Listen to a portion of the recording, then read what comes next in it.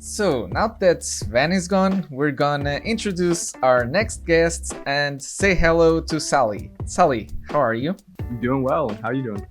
I'm doing great. Thanks for asking. Great to have you here. Yeah, that means a lot, and I appreciate you calling me champ in all the power rankings. The the season one championship meant a lot to me, so at least I'm happy to be champ for at least one season.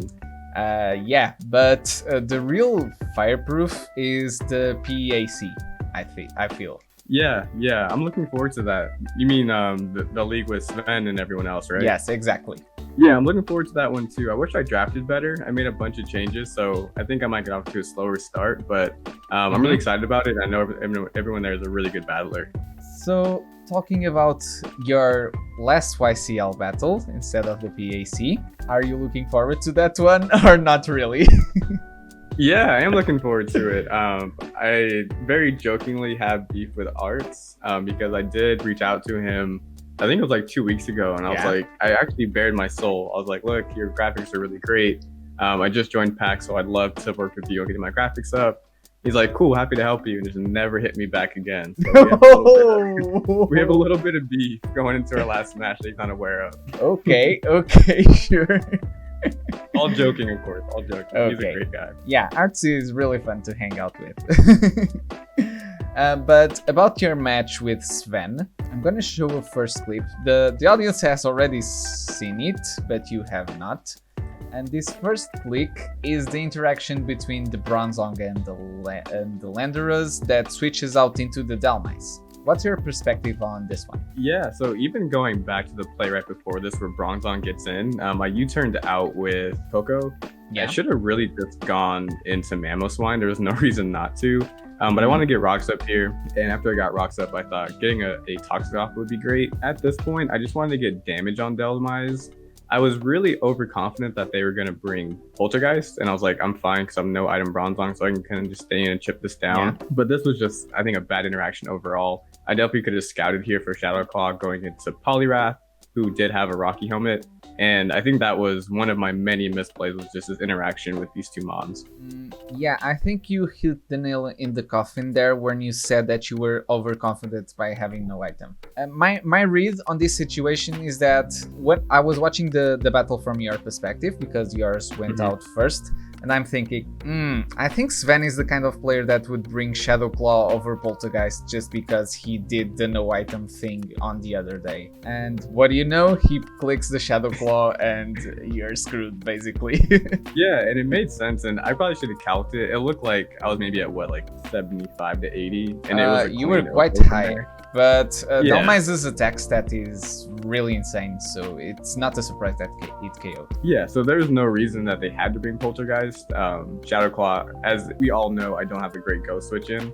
So Shadowclaw does enough, and it beats the no item Bronzong, so that was a great bring on their part. Definitely. When I spoke with Sven, I think he actually said that it was basically the Dalmais was basically dead fodder because he just wanted to keep the hazards off the field, and it had already done that.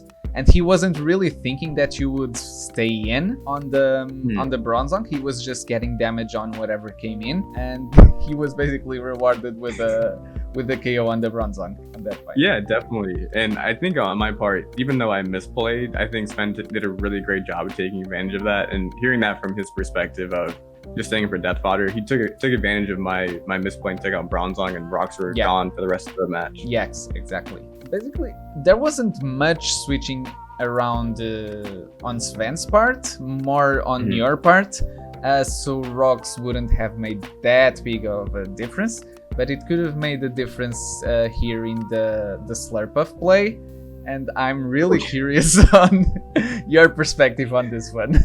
Yeah, I think here it just tripped me up. So I was trying to do calcs while the match was going on. I'm like, okay, is it an offensive surplus? And at this point, I was like, I don't really need Warhammer at this point. It was really there for Cinderace, and I was like, if I get set up with Dragonite or Sceptile, I actually don't need Poliwrath at this point. And so I go out into Beast, try to get some damage, and it gets some flinches potentially, and eventually it gets the Unburden boost, and it just throws me off. And here, I start just making bad plays. But he did attack first. Yeah, and like here, I go for Ice Shard, just trying to get damage because I think they are going to take me out. and I could have gone for an Icicle Crash because I do live both of the Draining Kisses there. So I could have potentially gone for Icicle Crash and then gone for Ice Shard and maybe picked up a KO, or if not, picked up the KO with Coco here. So all in all, just did not play that interaction well at all between the Slurpuff and the Mamoswine. Actually, I think he only set up one Calm Mind because he was afraid that your Coco was physical and he was expecting the Coco to just go for Wild Charge. That's why he Draining Kissed first. Because that makes sense. Because I think he calced it and he realized that you weren't timid with the Coco. Because you probably were like minus defense or minus special defense on it. No, I'm pretty sure I was timid that week. But I think he got the notion that you weren't timid because of the way of the damage the U-turn did. Oh no, I was definitely timid. I'm looking at the team builder. I was timid that week. Okay. And another thing is that when you finally KO'd the Slurpuff, because of the Unburden boost, he knew you were Scarfed. Oh yeah. Yeah, that makes sense. And that's why he went into the next clip, actually, where we have the Coco. This one kept me up at night thinking about it. Really? It did, because actually, to this point, I can still bring it back had I played this interaction right. So I'm locked into Thunderbolt, and in my video, I'm like, I don't need to overpredict, but here I could have just doubled out into either Sceptile or Dragonite to get a free setup, because he would pretty much have to go back into Landers knowing that I'm locked into Thunderbolt. From his perspective, and I realized this when I was watching the battle the first time. From his perspective, he wants to stall out the electric terrain turns. Because either you get no boost on the Sceptile, or you have to reset it later down the line. And you basically have to switch out the Coco because of that. So he's basically playing out...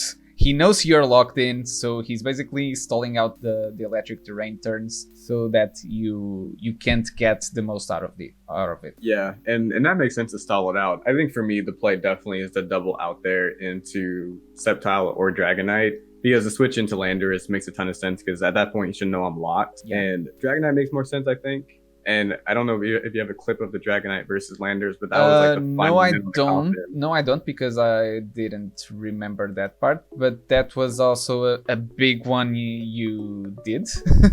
Because you definitely miscalculated the damage on the Rock Slide. Yeah, I think I just overestimated how much Landers could do or underestimated how much Dragonite could do. And there was a chance to get up, I think, even 2 DDs. And then at that point, it's kind of just game. Because he did. Yeah. I think at least one you could have got, because you always had the multi-scale, or did it break? Yeah, exactly. And I don't know if his Cinderace was scarfed or not. Had it been, maybe that would have caused a problem. I saw it E-Speed, but if it wasn't scarfed, at least I could have taken out Cinderace still. I could take out Landorus, and had he gone in the Slowbro, I could have popped its balloon for Sceptile at the end. So yeah, Dragonite, that misplay was just the final nail in the coffin of misplays. But don't get me wrong, Sven played really great and took advantage of all the opportunities it had. He played amazingly. If Sven puts out this type of performance for the playoffs, I think you should really be worried. Yeah, definitely. And going into our last week, I know there's a lot of still like jockeying for playoff position and buys and things like that. But looking forward to it if we play them again, because this was a really fun match. Because we're still doing week 5, but at the end of week 5, basically you, Sven, and Bishmi are tied at 4-1. Yeah, exactly. I don't know. It's a 3-horse race at this point. It is, and I think Bishmi's team is really good too. I play them going into week 6, and I think we have a good matchup, but I think he's just been on a tear this season, has been playing really well. So puts a lot of pressure taking this loss to Sven and then going into a battle against Bishmi for playoff position for sure. But pressure is what champs thrive off, right? Yeah, definitely. we're excited for it. All right, so we're gonna move on into the of the week section of the video, and for coach of the week I decided to go with the Sydney 6 because he 6-0'd Lucas, so props to him. How do you feel about this one? That was huge. I feel like Sidon always has like a solid game plan, and even going back to season 1, there were times where maybe he just got hacks out a little bit or maybe made one wrong read, but when things are clicking for him, he's a really tough coach to go up against. I think he has a really solid team. And yeah, he definitely deserved it this week. Now I'm gonna tell it from my perspective, only knowing him this season. And to me, he's been a kind of a hit and miss coach this season. Where he either has a great plan that works out perfectly, or he just rolls over and dies. And he has made some misplays in some games. Even though he won 6-0, this wasn't a clean victory. There's still some room for improvement in some of the plays he made, and me and Sven talked about it earlier in the video. But nonetheless, a 6-0 is still a great victory, and he has to have done something correctly in order to get that. Definitely. And I think Sidon has a history in this league so far of he may go on a losing streak or be hit or miss for a minute, but he's really resilient as a coach, comes back, and I think it's always a start for playoffs. All right. And at this point, he's 3-2, so he's definitely in the race for playoffs. No, I was gonna say, yeah, I'm just looking at the rankings now, and going into week 6, yeah, he's put himself in a really good spot. So next up, we have the MVP of the week. Unfortunately, since we're heading off to playoffs, I don't feel comfortable in coaches showing the full extent of their sets. But from what I saw, I liked the Silvally Electric this week.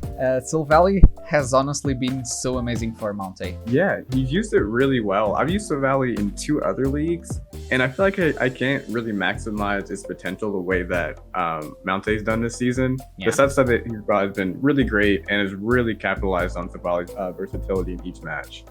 Gotta say, I would love to draft Silvally one day, because I feel like it's a mon that I would like to get and use. I think it's really good for coaches who are like really creative and love thinking outside the box. I think I'm more of like a path of least resistance type of coach. Okay. So for me, it doesn't work quite as well, but for coaches who are really creative and can maximize that versatility, it's a great mon for sure. Yeah, I consider myself a more creative than a great battler, so I have to get my wins from somewhere, and that's basically in the creative way of building. Gotcha. So as for honorable mentions, since we're not talking about the set in the full extent, we have the Jolteon, who managed to cling the first victory for Sherryman 3.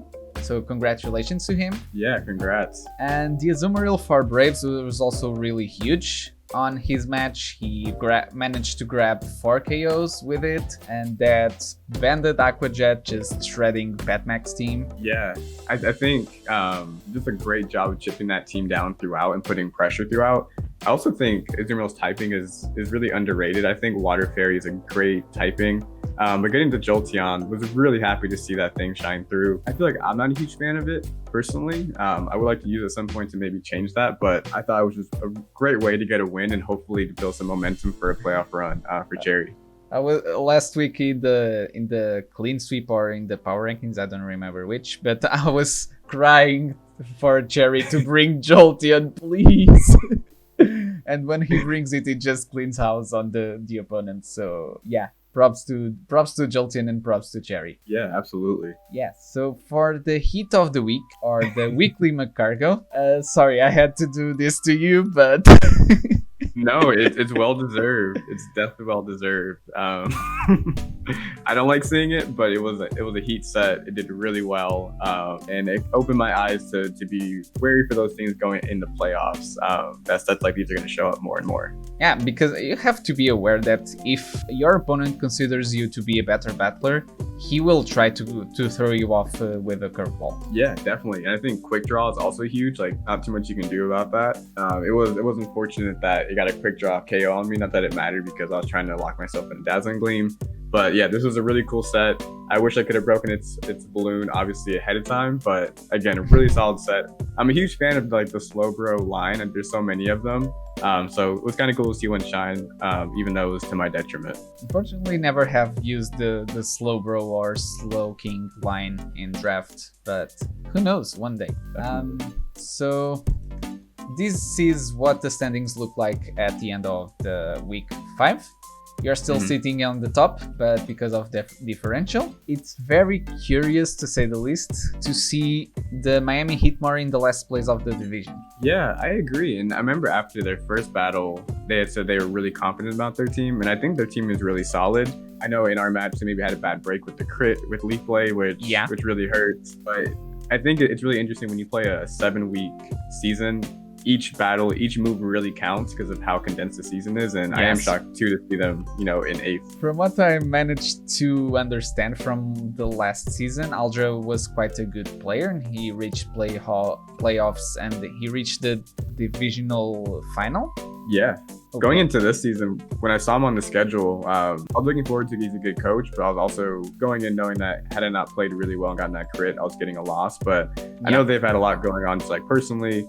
I know they've had some bad breaks, but I think they're a really solid coach. I mean, going into week 6, even those coaches who are 1-4 still have a shot at playoffs, depending on how their games go. So I wouldn't count them out yet. It's I think they're a really long great shot, but it's a shot nonetheless. It is a long shot, and if he gets in, definitely a dark horse to go really far. And for the Crown division, it's still pretty much an open race at this point. I think it's more skewed towards the top, where things are very tight at the top of the standings. That's basically the result of having a 0-5 team at this point, but. The 0-5 team is Pat Mac, who was brought into the league after Fuego had to leave.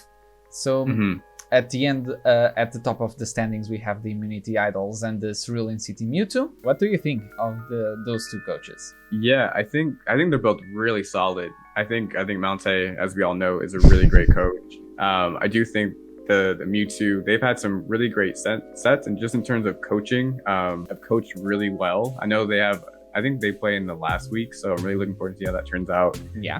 I am shocked that Sen's at 7. I know he was really excited coming into the season, did a lot of prep for his draft, and I think it just has some bad breaks, but I'm shocked to see they're at 7. In this division, I feel like it's a little more top heavy, like you mentioned, so those 1-4 teams, that 1-0-5 team might be out. But looking forward to see how they finish up their season as well. Yeah. So basically, we talked. Saiden 2 weeks ago was 1-2, and basically looked dead in the water, and it's now sitting at number 3 in the division because of differentials. So this is a very tight one. Yeah, it's very volatile. I'm excited to see how it turns out. I also think the National Nido Kings they're a really solid coach as well. That kind of go under the radar. But I wouldn't sleep on them going into the playoff stretch run. Yeah, definitely. The Braves has it playing really good. We're gonna move on into the pick'ems now. As for last week's score, first of all, I want to chastise you because you haven't participated in any pick'ems until now. So that's basically why I made you stay on the pick'ems side of the video, so you can finally do some pick'ems with me. Yeah, definitely. Can I explain why I don't do pick'ems? There's a reason why I don't do pick'ems. I don't do them, one, because I feel like I'm always gonna pick my team, but I also don't want people to feel like I'm throwing shade at their teams just because I think a matchup is happening. So I try my best to stay away from pick'ems so people don't feel like I'm ever targeting their team or throwing shade. But I do mental pick'ems each week and look ahead and things like that. But mental pick'ems don't count to this score here on the screen. They absolutely don't. So, gotta say this was a pretty bad week for me. You've let me down. Aldra has let me down. Bishmi has let me down. Sharky has let me down. And yeah, that's basically it. Yeah, we might need to get a new analyst next season. If this is oh, now you're throwing shade at me. I see how this goes. Yeah, but I've got to start getting really worried because Braves has only participated in like 3 weeks, 2 or 3 weeks, I'm not sure. But he has a higher percentage score than mine. And from the people that are participating all weeks, Arts doesn't count the 2 first weeks, but he has a higher percentage on the weeks that he participated. So basically he's going to be the analyst at this point next season. Yeah, Arts knows something we don't know because he's getting these picks right. He definitely knows something we don't. Yeah, definitely. Also, shout out to Sven for picking himself in our matchup. I appreciate that. No, I really do appreciate that. No. I'm of the opinion that if you're a coach and you're doing pick'ems, you always have to bet on yourself because you have to be confident enough to always pick yourself. Basically, you wouldn't get a perfect score this week. No, if this is my first pick'em, it would have been my first non-perfect pick'em too. Sure, because all of the other ones were perfect. Sure. If you would have seen my mental picks, it's really accurate. It's almost perfect. Yeah, but they're mental. Don't forget it. All right, so we're gonna move on into the pick'ems for week 6. Some of these matches have already occurred, and we strongly encourage you to go and check out those matches. But we're gonna talk about the matchups like nothing has occurred yet, okay? Yeah, sounds good. I can do that because I haven't watched any games. Okay, I know you have watched at least one, so we can do nothing about that one. But we're gonna start off strong with your new nemesis, I believe.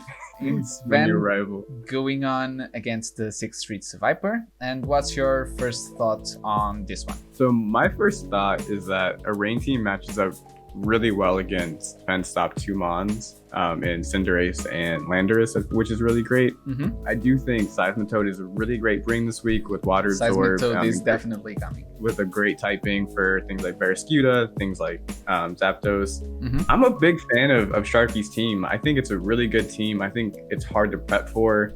I think if you get some checks out the way, Barraskewda and things can go through. So I really do like the rain matchup this week. Pikachu. Pikachu the assassin, who I'm really happy I didn't see in my match. I do think Sharky has some good things for Pikachu. They do have things like Palossand, Tyrantrum, who was my first nemesis before Sven joined the league. They have things like Escavalier. But Pikachu does have a decent matchup. I think it's maybe too frail for this matchup. And with the speed control they have, probably. The Swiss swimmers, I think.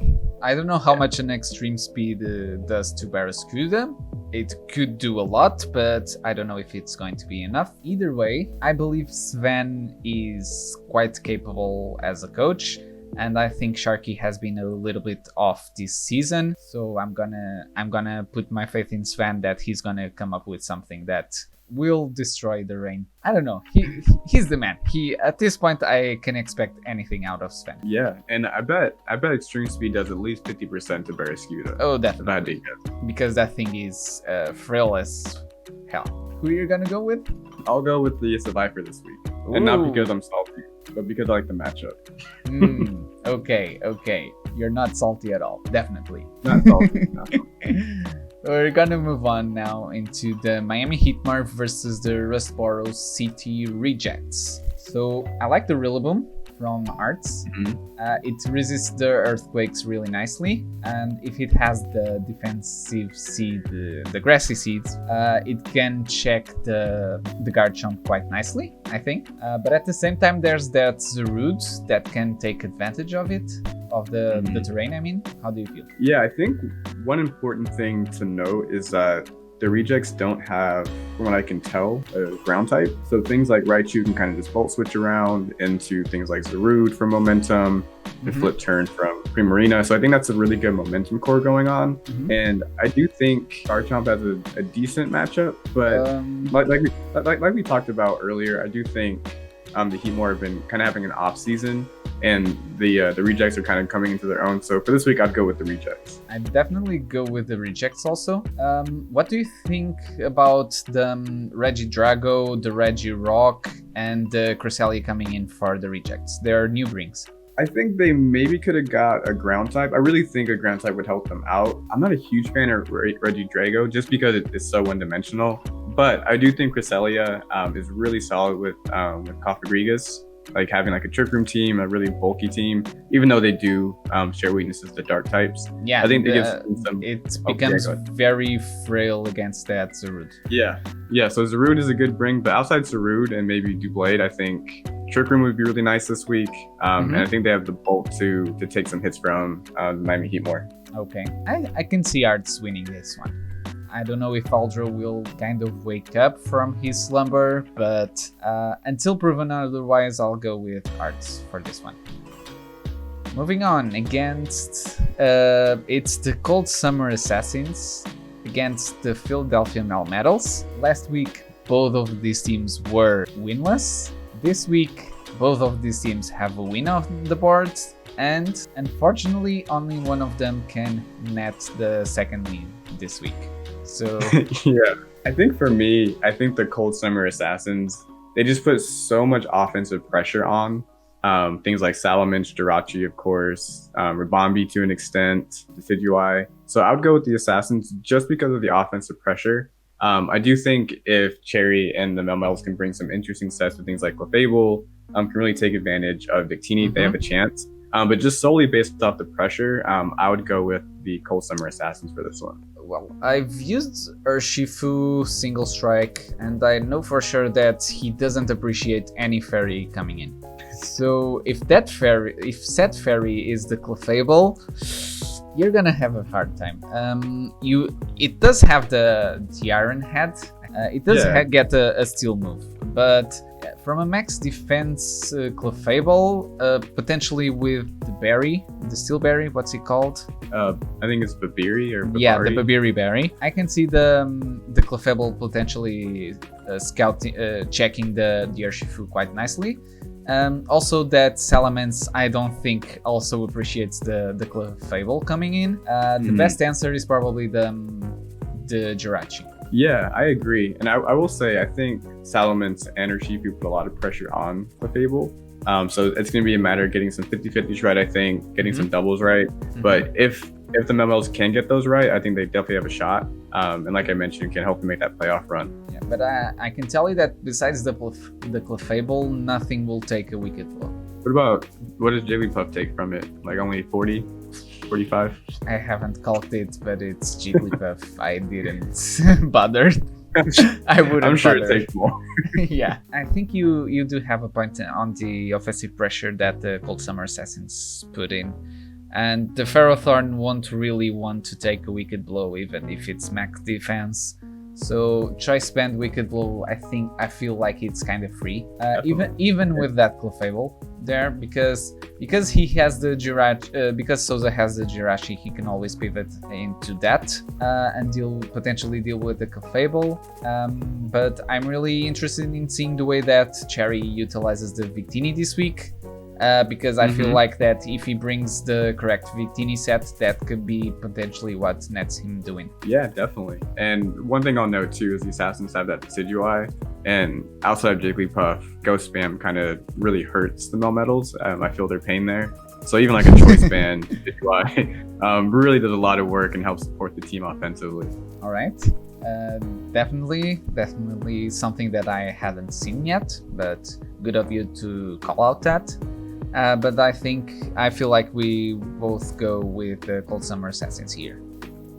Next up, we have a very interesting match. It's the Trash Town Thieves against the Austin Taurus. Those noobs around the Austin Taurus. Have you heard of them? I haven't. I've heard they're a bum though. I'm not a good coach. Can never type good luck, have fun in the chat. Just terrible. Oh yeah. Okay. So what was your thoughts coming into this match?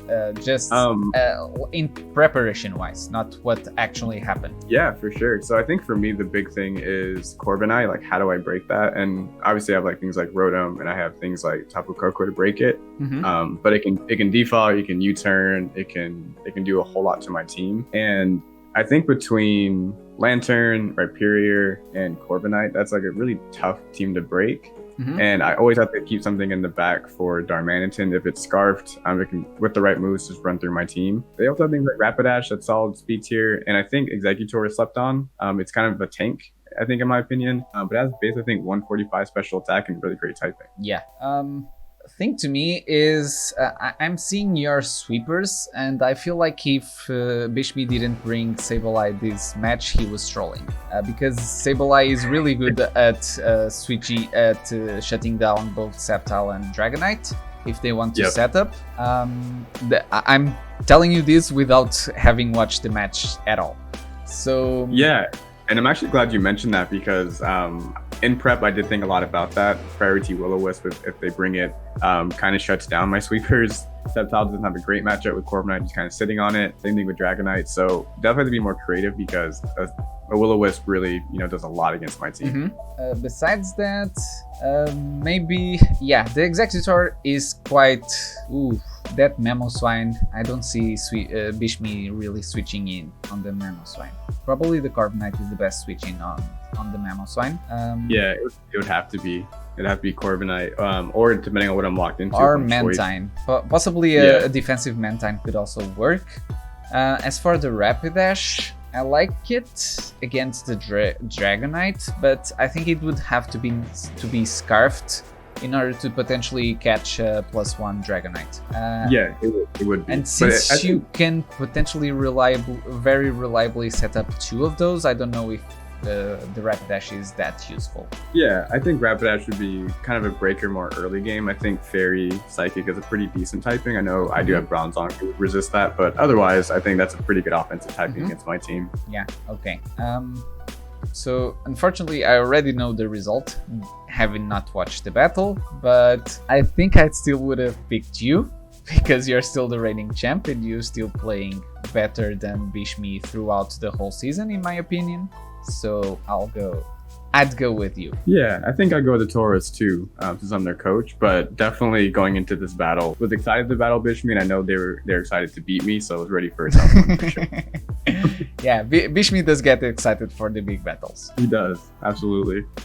So next up we have the Immunity Idols coming up against the new coach on the league, the Connecticut Solrox. Yeah, definitely. I think Eli is a really funny YouTuber, so if you haven't checked out his stuff, definitely check him out. I think he's really haven't checked out yet, so I'll definitely go ahead and do that. Yeah, definitely check it out. And my bias is that I want Mountay to lose, so that I can hopefully get the top overall seed. We're kind of in that bubble. Nothing personal, of course. I do think the only switch in the Spectrier on the team is Tauros and Weavile, which isn't great. I think Mountay's really figured out his team. It's solid. I like it a lot. I think he's really figured it out. So I would go with the Idols here. Although I would prefer they didn't win, I do think they're going to win this one.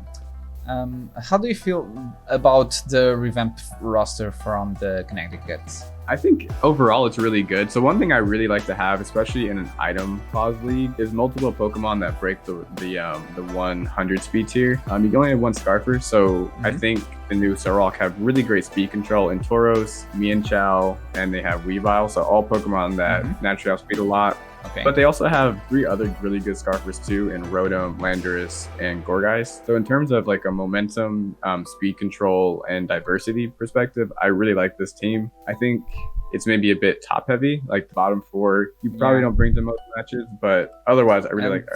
Three of those bottom ones are Eviolite Mons. Yeah, which in item clause it's hard to bring them and really utilize them. But I also understand, it is what it is. You can only draft so many Mons, and only so many are available. As for Mountay's team, he basically made some changes from week 1 to week 2, and I feel like his team has been really solid from that point onwards.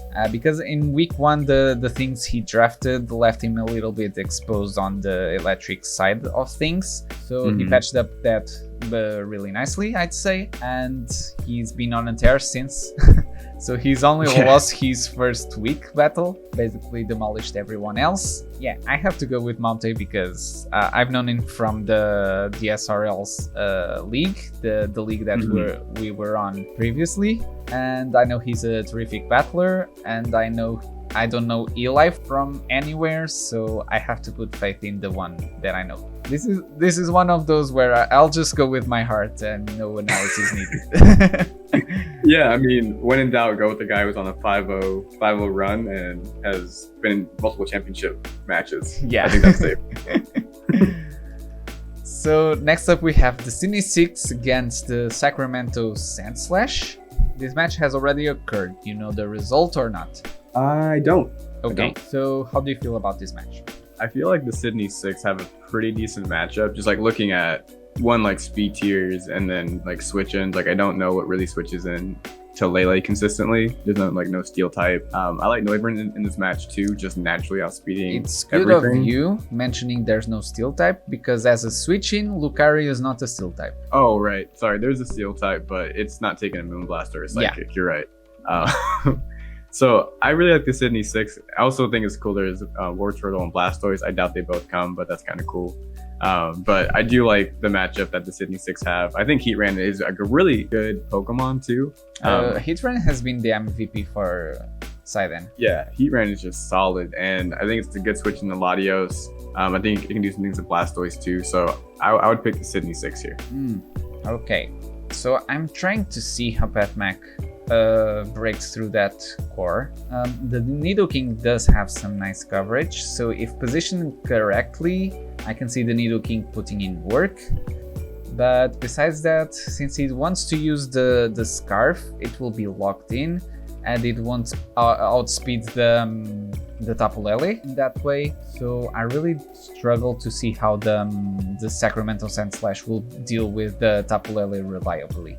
And also, yeah, I agree. I struggle to see how barring a Blastoise sweep or an offensive Blastoise, I also struggle to see a little bit the Heatran being broken, because I don't. That Vaporeon might check the Blastoise really reliably, if it has only water and ice coverage. I could see maybe like potentially like an agility Lucario, like adamant agility Lucario to get through the psychic terrain for priority. Late game could do decently well with fighting stab, with but if his agility, he probably has to set up a Nasty Plot or a Swords Dance the turn after, and taking 2 turns to set up. I don't know if Side Dan will give him that space.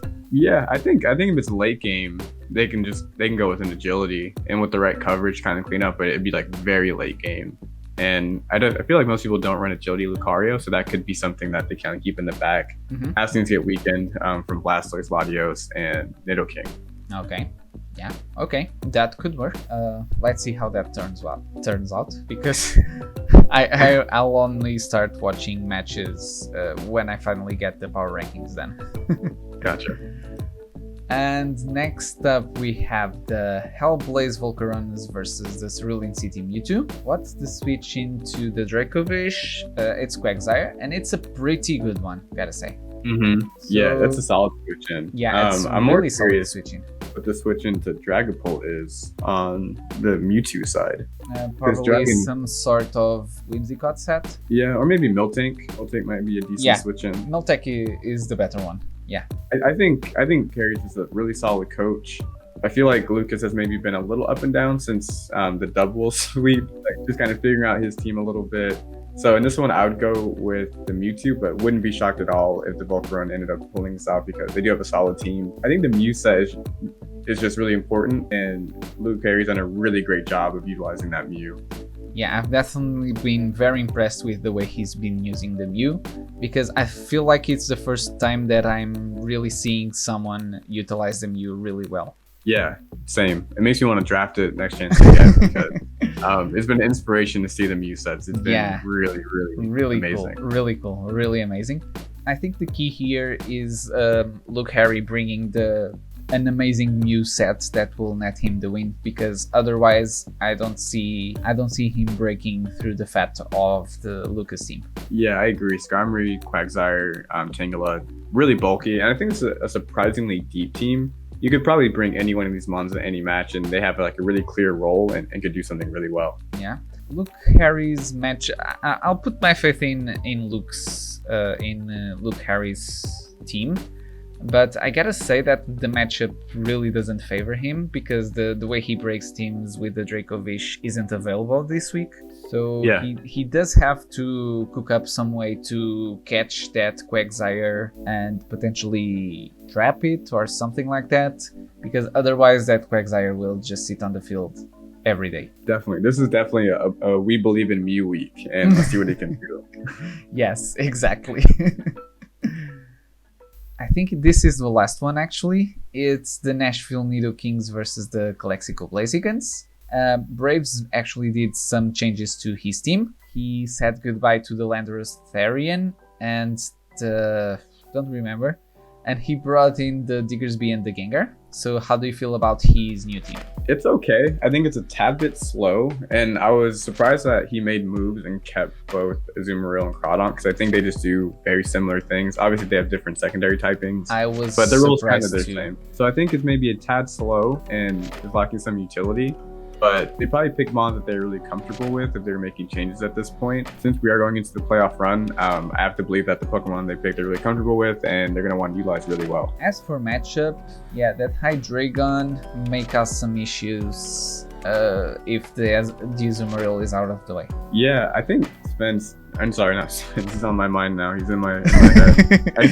He's been on your mind since you lost to him. I haven't slept a wink since he beat me.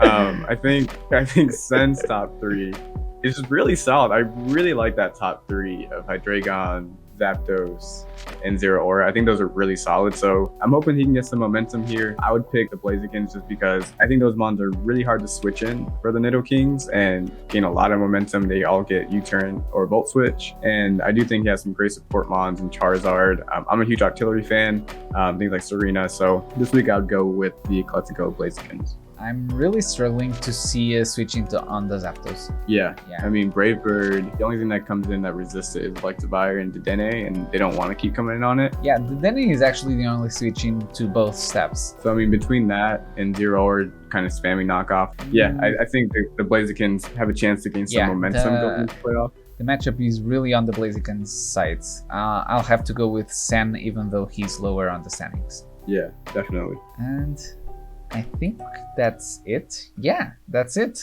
So how do you feel about doing non-mental pick'ems? It was fun. I think next season, now that I've given my caveat that I'm never throwing shade and I'm not picking against anyone intentionally, I'm just looking at matchups. I'm definitely looking forward to doing some more pick'ems that won't be mental and people can hold me accountable for when I say I'm perfect. Because I have a strong feeling they won't be perfect now that I put them on paper. That's always how it is, right? It is. So this is now the moment where you can shamelessly plug yourself. Yeah, I've never plugged my YouTube channel before, but please check me out. I'm Sallymumble on YouTube and on Discord. I'm in this draft league and in Pack. I'm really excited about both leagues, so please like and subscribe. Although Arts has not followed up with helping me on thumbnails, I have got help from someone else, so hopefully I'll have some new thumbnails coming out. I'll start using the layouts more, and really appreciate y'all checking out the content and for having me on. Yeah, and I really appreciate you for being here on the video. Yeah, of course. So this is it for this week, guys. Next video will be up is the power rankings for the week 5. So please check out that one. As for myself, thank you guys for watching. Thank you to Sally for being here with me, and we'll see you on the next one. Squid, jetting out.